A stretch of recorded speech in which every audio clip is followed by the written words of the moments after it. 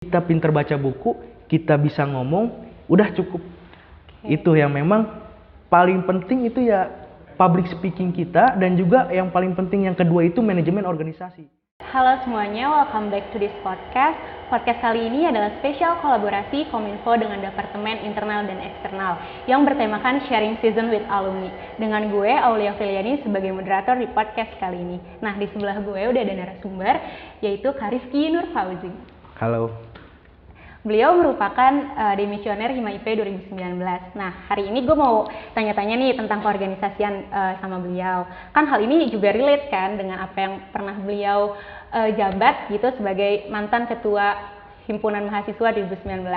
Nah, Kak Rifki apa kabar nih Kak hari ini? Alhamdulillah baik. Alhamdulillah baik. Terus Kak Rifki kesibukannya apa aja sih Kak? Untuk saat ini alhamdulillah 1 bulan saya sudah kerja di Dinas PRKP Kabupaten Karawang sebagai tenaga fasilitator di sana. Oke, alhamdulillah. Nah, aku udah nyiapin beberapa pertanyaan seputar keorganisasian, dan pertanyaan pertama yang aku mau tanya itu sejak kapan sih Kak Rifki ikut organisasi Kak?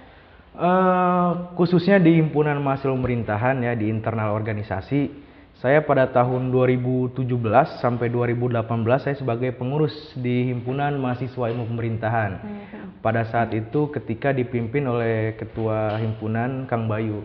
Dan pada tahun 2018 ke 2019 alhamdulillah saya diamanatkan menjadi ketua umum himpunan mahasiswa pemerintahan oleh mahasiswa ilmu pemerintahan pada saat itu. Oke, jadi Kak Rifki ikut 2 periode ya Kak? Betul, satu menjadi pengurus, satu lagi jadi ketua himpunan.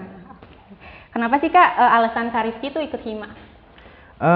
Dari awal memang saya mempunyai keingintahuan lebih besar di organisasi.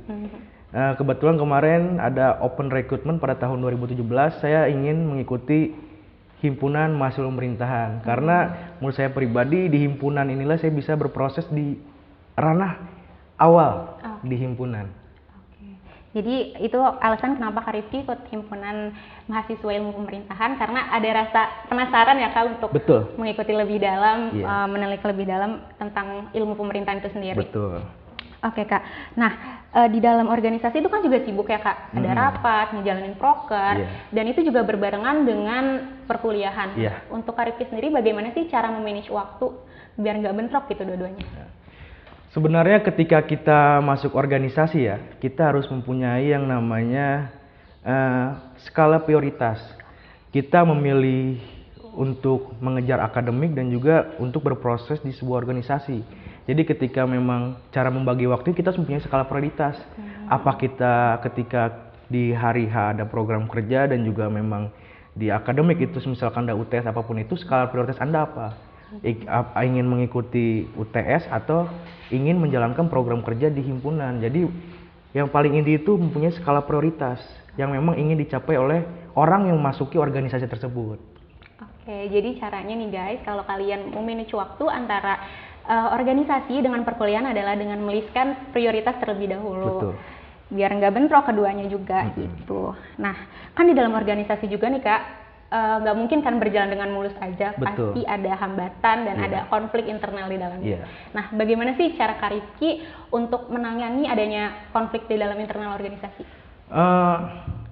Tidak bisa dipungkiri sebenarnya memang pasti ada konflik di setiap organisasi. Saya implementasikannya terhadap program kerja ya. Ketika ada program kerja yang memang bisa dianggap inti dari program kerja organisasi tersebut, ketika ada suatu masalah, itu pasti saya menyelesaikannya ketika saya menjadi ketua himpunan khususnya. Dimusyawarahkan di setiap SC maupun Kadep. Dan kalau bisa memang kita musyawarahkan di seluruh pengurus himpunan bagaimana solusinya untuk dapat memecahkan masalah tersebut. Karena kalau untuk kita memecahkan sendiri oleh ketua himpunan itu tidak akan bisa. Karena semua masalah di organisasi pasti ketika saya memimpin itu dimusyawarahkan bagaimana solusinya dan juga gimana goals dari program tersebut. Seperti itu. Jadi caranya dikomunikasikan terlebih dahulu biar semuanya tuh clear ya masalahnya, nggak ada yang ditahan ataupun menjadi bumerang di kemudian hari. Oke Kak, nah kalau bisa flashback di angkatannya Kak Rifki ya, selama Kak Rifki menjabat sebagai ketua himpunan, nah apa aja sih Kak program besar yang udah dicapai pada saat itu? dan bagaimana untuk mencapai program tersebut? Ya, Eh, kebetulan ketika saya menjabat ya, ada beberapa program yang memang masih saya ingat dan juga keberhasilannya alhamdulillah. Yang pertama itu adanya program kerja pendidikan keliling desa, di mana di situ saya memperdayakan masyarakat.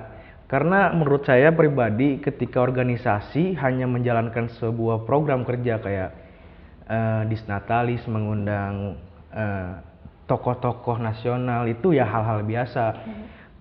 Hal yang luar biasa ketika organisasi mempunyai program kerja untuk pemberdayaan terhadap masyarakat. Jadi kita kemarin pada saat itu ada 2 bidang, ekonomi masyarakat dan juga pendidikan. Itu ketika program kerja di Desa Mekar Mulia, Kecamatan Teluk Jambe Barat. Di situ alhamdulillah kita melakukan pendidikan kepada siswa-siswa SD.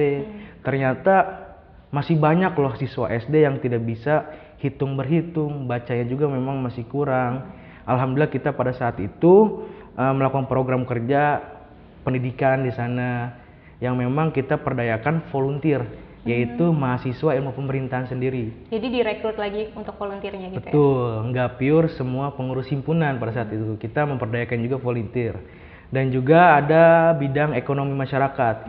Di desa tersebut mempunyai keunggulan bidang ikan patin yang memang belum bisa dikelola oleh masyarakat. Kita bantu untuk mengelola gimana kalau kita membuat bakso goreng ikan patin. Alhamdulillah kita mempunyai kenang-kenangan desa tersebut untuk membuat bakso ikan patin di situ. Jadi dijualin lagi tuh Kak, apa gimana? Betul, dijualin lagi. Tapi memang untuk sistem pemberdayaan masyarakat itu tidak bisa satu tahun satu periode. Memang harus berkelanjutan. Jangka panjang biar Betul. itu berjalan juga ya. Iya, dan juga program yang kedua saya ingat yang berhasil itu sebenarnya memang semua program menurut saya berhasil. Dan juga yang saya ingat juga yang pertama, yang kedua itu kemarin Disnatalis. Alhamdulillah pada Disnatalis IP kemarin itu Disnatalis teramai. Yang memang puncaknya kemarin tuh program kerja di Disnatalis, dan juga itu teramai ketika Disnatalis IP pada tahun periode saya. Dan juga itu bukan keberhasilan saya sebagai ketua umum, tapi keberhasilan semua pengurus himpunan pada saat itu. Oke, yang tadi tuh kan Kak Rifki juga berbicara tentang pemberdayaan masyarakat di bidang pendidikan. Iya. Nah itu estimasi waktunya tuh berapa lama sih Kak untuk menjalankan program itu?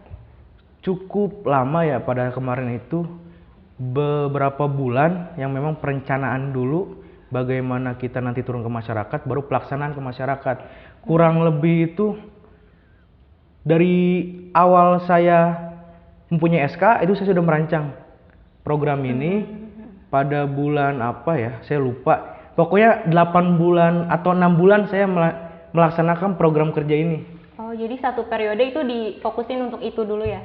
Iya, itu program pertama memang ketika PKD itu. Oke, menarik banget nih guys. Karena dengan kayak gitu kita bisa memperdayakan masyarakat di desa tersebut. Nah, terus kalau misalkan cara mencapainya itu dengan bekerja sama dengan pihak lain atau gimana Kak? Kita bekerja kemarin tuh cukup untuk bekerja sama dengan para volunteer ya, khususnya masih pemerintahan angkatan 2018 kalau nggak salah ya. Itu memang kita ada pengawasan dari pengurus himpunan terhadap volunteer yang memang melaksanakan langsung ke lapang itu volunteer, yang juga diawasi oleh pengurus himpunan pada saat itu. Tidak ada sama sekali kerjasama antar misalkan kepada pemerintah daerah ataupun kepada PT-PT untuk kita mencari dana. Itu pure memang program himpunan masa pemerintahan pada tahun saya dan juga dibantu oleh volunteer.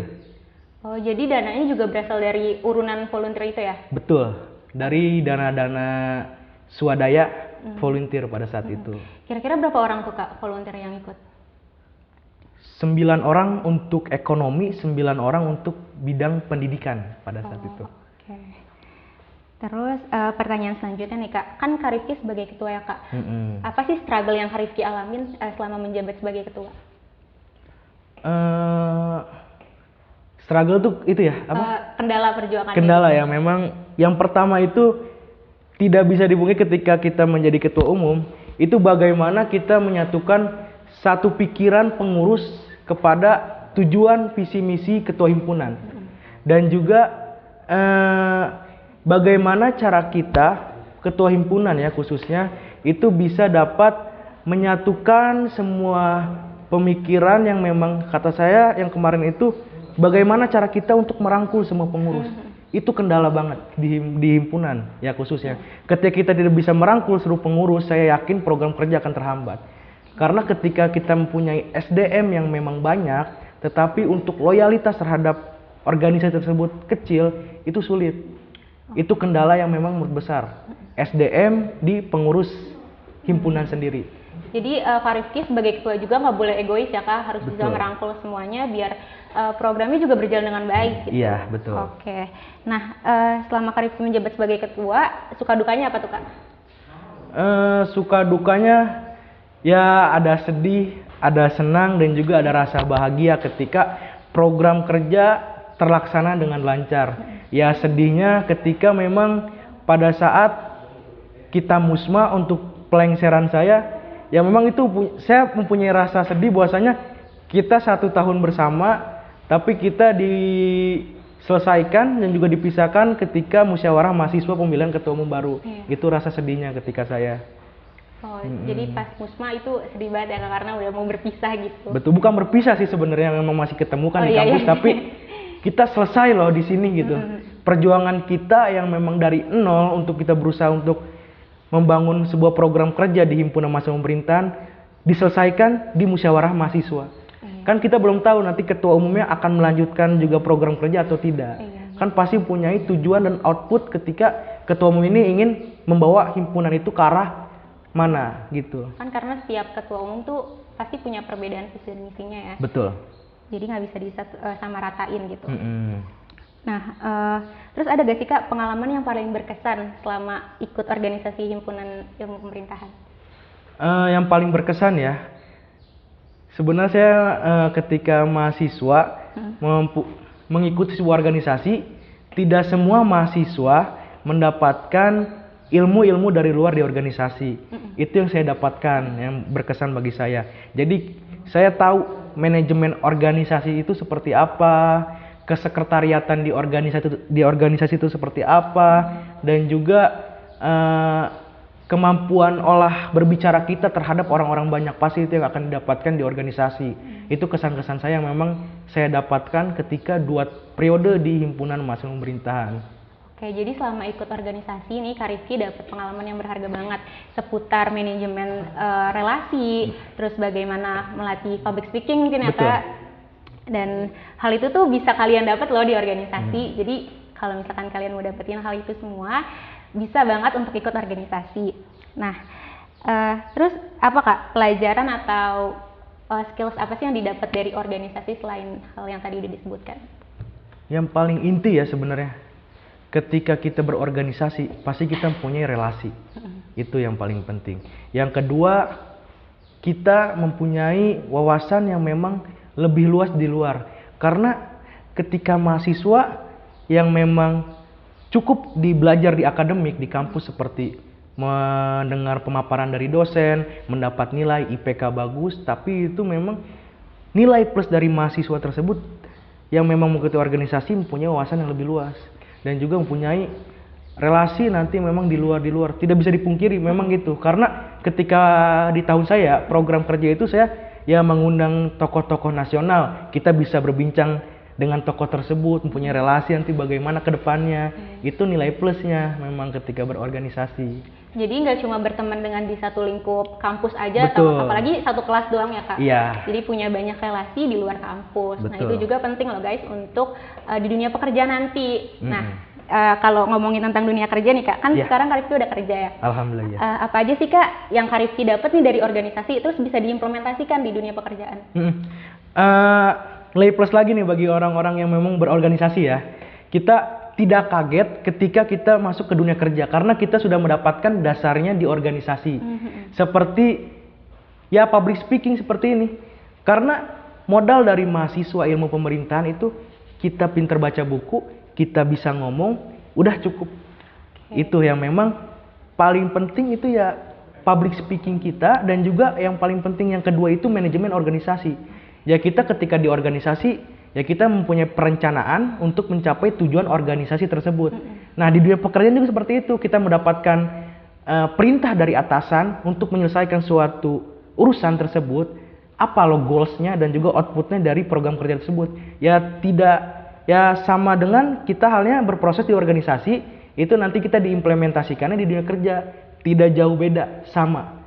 Jadi kita tidak kaget ketika, waduh ini gimana di dunia kerja, kok kayak gini banget. Jadi tidak bisa dibawa tekanan gitu, stres duluan. Karena udah ngalamin duluan ya Kak, pas di Betul. organisasi. Di organisasi tidak bisa dipungkiri, kita banyak tekanan nanti dari ketua umum. Harus selesai sekarang, progres sekarang, itu kan tekanan. Belum lagi prokernya kan. Betul, tidak bisa semua orang kerja di bawah tekanan. Itu yang memang nilai plus orang-orang berorganisasi. Oke, jadi menurut Kak Rizky tuh seberapa penting Kak mengikuti organisasi? Ya sangat penting. Sangat penting. Betul, sangat penting.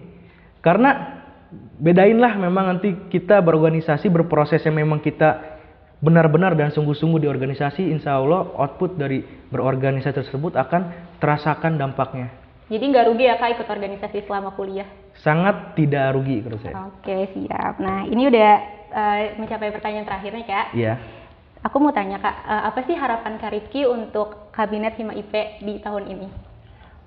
Harapan yang memang saya pendam ya, memang saya anggap himpunan mahasiswa pemerintahan itu rumah kedua saya sebenarnya. Saya tidak mau melupakan kenang-kenangan dan juga pelajaran di himpunan mahasiswa pemerintahan. Yang saya harapkan untuk kabinet apa namanya? Kabinet Abimayu. Abimayu tahun 2021 ya, periode 2021. Saya harapkan bisa dapat lebih baik lagi, dan juga kalau bisa tridharma perguruan tinggi itu memang harus dicapai oleh suatu organisasi seperti penelitiannya, pendidikannya, dan pemberdayaan terhadap masyarakat. Itu harus ada outputnya. Dan juga kalau bisa jangan sampai kita melaksanakan suatu program kerja kita tidak tahu outputnya apa. Yang memang harus tahu outputnya ketika program kerja ini, output dari organisasi di program kerja ini harus tercapai dan juga harus berdampak terhadap mahasiswa ilmu pemerintahan khususnya. Dan juga yang terakhir ya, pesan saya untuk kepengurusan saat ini, khususnya untuk seluruh pengurus kabinet Abimanyunya, kalau bisa memang anggap diri kalian ini sebagai pelayan untuk mahasiswa ilmu pemerintahan. Jangan sampai ketika kita menggunakan PDH, kita ini adalah pejabat mahasiswa. Ubah mindset seperti itu. Ubah mindset seperti itu, dan juga dampak kita untuk mahasiswa ilmu pemerintahan sebagai organisasi itu tertampung semua aspirasi mahasiswa ilmu pemerintahan, dan juga semoga untuk himpunan mahasiswa ilmu pemerintahan tahun ini bisa dapat lagi berkembang lebih baik. Amin. Oke. Jadi intinya tuh supaya himpunan mahasiswa ilmu pemerintahan kali ini tuh bisa membawa kebermanfaatan untuk mahasiswa ilmu pemerintahan. Nah, oke. Sekian dari saya Aulia Filiani selaku moderator pamit undur diri, dan terima kasih untuk Kak Rizky karena udah bersedia dan menyempatkan waktunya untuk menjadi untuk menjadi pembicara di podcast Sharing Season with Alumni part 1 kali ini. Hal yang dapat gue simpulin dari pembicaraan gue dengan Kak Rizky adalah dari organisasi kita memiliki skills yang sangat bermanfaat untuk dapat diimplementasikan di dunia kerja, seperti bagaimana cara memanage organisasi, bagaimana public speaking, dan bagaimana memanage waktu juga dengan baik. Karena di dalam organisasi kita sudah terlebih dahulu memiliki pengalaman di bidang-bidang tersebut. Jadi buat kalian yang lagi ragu nih mau ikut organisasi atau enggak, jangan lupa daftar himpunan mahasiswa di periode selanjutnya ya. Bye-bye!